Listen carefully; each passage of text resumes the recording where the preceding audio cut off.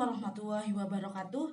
Nama saya Diana Hulida, NIM E 2019-3140, Program Studi Akuntansi Syariah 3, Fakultas Ekonomi dan Bisnis Islam.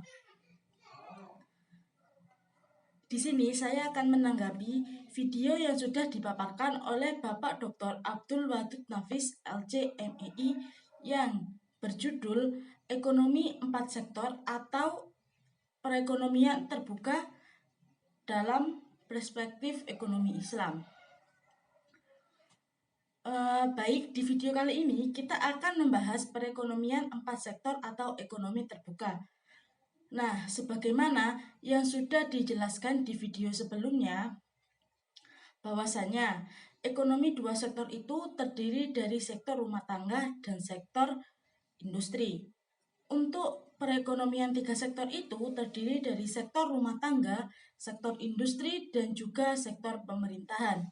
Nah, untuk perekonomian 4 sektor ini atau ekonomi terbuka terdiri dari sektor rumah tangga, sektor industri, sektor pemerintah, dan sektor luar negeri. Nah, jadi sektor rumah tangga di sini terdiri dari individu atau kelompok yang mana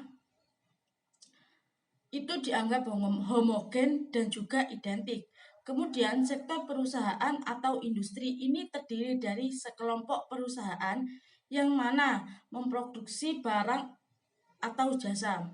Kemudian untuk sektor pemerintah adalah yang memiliki kewenangan untuk mengatur kegiatan yang ada di masyarakat dan juga perusahaan. Untuk sektor luar negeri sendiri itu sektor ekonomi dunia yang mana kalau kita berbicara tentang ekonomi terbuka itu terjadi ekspor dan impor di situ. Jadi, ekonomi terbuka atau ekonomi 4 sektor yaitu perekonomian suatu negara yang terlibat luas dalam perdagangan antar negara. Jadi, hampir seluruh negara di dunia menganut perekonomian terbuka dengan ikut dalam perdagangan internasional. Dapat memacu ekonomi nasional karena akan memperluas pasar dan meningkatkan daya saing produksi dalam negeri. Jadi, karena adanya ekonomi terbuka itu ada konsekuensi dari adanya ekonomi terbuka. Kalau dilihat dari segi ekonomi makro, ekonomi terbuka itu berarti ada pasar keempat. Nah, pasar keempat itu apa sih? Pasar keempat itu dalam proses perekonomian atau ditinjau dari proses perekonomian itu pasar luar negeri. Jadi, adanya pasar luar negeri ini mempunyai konsekuensi lebih lanjut terhadap pasar-pasar lainnya. Khususnya itu ada konsekuensi penting yang menyangkut penyesuaian, pengertian, 3 konsep. Yang pertama yaitu permintaan agregat yang mana terjadi di pasar barang. Yang kedua yaitu jumlah barang yang beredar yang terjadi juga di pasar barang. Kemudian yang ketiga yaitu mempengaruhi harga barang ataupun jasa. Nah, kemudian mari kita simak aliran pendapatan dari perekonomian terbuka atau ekonomi 4 sektor. Jadi, penggunaan faktor-faktor produksi atau perusahaan sehingga terjadi aliran pendapatan sektor rumah tangga berupa upah, gaji, dan juga sewa. Kemudian, perusahaan membayar pajak pada pemerintah. Dan selanjutnya, rumah tangga membayar pajak pada pemerintah. Nah, jadi perusahaan juga sektor rumah tangga itu membayar pajak pada pemerintah. Kemudian sektor rumah tangga akan melakukan konsumsi barang yang diproduksi perusahaan. Yang dimaksud di sini adalah di dalam negeri. Kemudian rumah tangga melakukan konsumsi luar negeri. Artinya, misalnya ada sesuatu yang tidak bisa dipenuhi, misalnya di Indonesia. Di Indonesia itu seperti tidak bisa memproduksi handphone sendiri. Maka akan melakukan import sehingga konsumen atau sektor rumah tangga akan menikmati handphone tersebut. Handphone dari hasil impor tersebut. Kemudian sektor rumah tangga akan menabung pada institusi-institusi keuangan. Institusi keuangan meminjamkan modal kepada investor. Nah, karena sudah ada pemasukan dana, maka konsumen bank itu atau lembaga keuangan itu atau juga institusi itu menyalurkan uang tadi kepada masyarakat berupa pinjaman. Selanjutnya, investor menanamkan modalnya untuk menambah kemajuan perusahaan untuk produksi ataupun investasi. Selanjutnya, pemerintah akan melakukan pembelanjaan dalam negeri. Kemudian, perusahaan menjual barang produksi ke luar negeri atau ekspor. Semisal produksi padi di Indonesia sudah melimpah dan mencukupi untuk masyarakatnya, maka pemerintah akan melakukan ekspor. Nah, kemudian adapun faktor penentu ekspor di sini akan disebutkan beberapa saja. Yang pertama yaitu apabila barang tersebut diperlukan di negara lain dan mereka tidak memproduksi barang tersebut atau produksinya itu tidak dapat memenuhi kebutuhan dalam negeri. Itu alasan pertama kenapa suatu negara atau pemerintah itu untuk melakukan ekspor.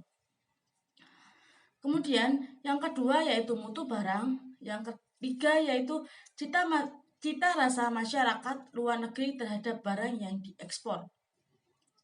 Yang keempat yaitu kemajuan teknologi dan juga ekonomi negara.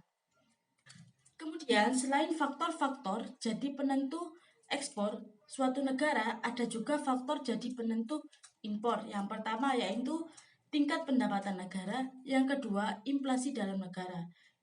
Jadi, adanya inflasi itu bisa menjadi faktor penentu dari impor. Kemudian, suatu negara untuk membuat suatu barang. Keempat, yaitu cita rasa dari konsumen.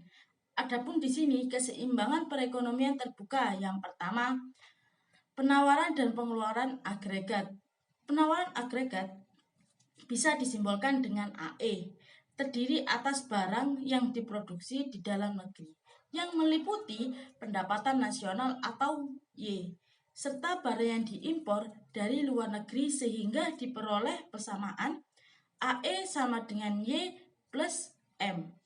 Kemudian penawaran agregat atau AE meliputi 5 komponen, yaitu pengeluaran rumah tangga atas barang yang diproduksi dalam negeri, dilambangkan dalam CDN, investasi swasta atau I, pengeluaran pemerintah atau G, ekspor dilambangkan dengan X, dan pengeluaran ke atas impor yang dilambangkan dengan M. Sehingga diperolehlah persamaan AE sama dengan CDN plus I plus G plus X dan plus M. Kemudian pengeluaran rumah tangga terdiri dari pengeluaran dalam negeri atau dilambangkan CDN tadi, dan pengeluaran atas barang-barang impor atau juga disebut M, sehingga diperoleh persamaan C sama dengan CDM plus M atau impor. Jadi dari persamaan di atas, keseimbangan perekonomian di atas, keseimbangan perekonomian terbuka akan tercapai apabila pendapatan nasional atau Y sama dengan konsumsi atau C plus investasi atau I plus dengan pengeluaran pemerintah atau G, kemudian plus ekspor atau E min impor atau M. Jadi Y sama dengan C plus I plus G plus X min M. Nah, selanjutnya perekonomian terbuka pada sistem ekonomi Islam. Jadi menurut Manan, di sini prinsip dasar yang telah ditetapkan Islam mengenai perdagangan dan niaga adalah tolak ukur kejujuran, kepercayaan, dan juga ketulusan. Sejarah telah membuktikan bahwa Islam sejak dahulu kala telah menganjurkan adanya perdagangan internasional.